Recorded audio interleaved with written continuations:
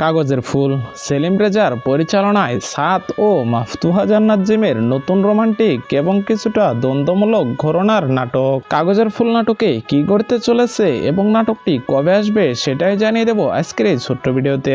So বন্ধুরা, বেশি কথা না বলে চলুন শুরু করা যাক। কাগজের ফুল নাটকে নায়ক এবং নায়িকা এবং অন্য একটি মেয়ের সম্পর্কের টানাপোড়েন এবং ভুল বোঝাবুঝি ফুটে উঠেছে।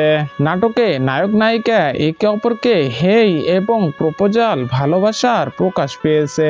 বিশেষ করে বলা হয়েছে তুই আর তোর ভালোবাসা দুই কাগজের ফুলের মতো সস্তা, যা নাটকের মূল সংঘাতের ইঙ্গিত দেয়। কাগজের ফুল নাটকে সাত ও মাফতুহা জান্নাত জিমের কেমিস্ট্রি দেখতে মুখিয়ে আছে অনেকে।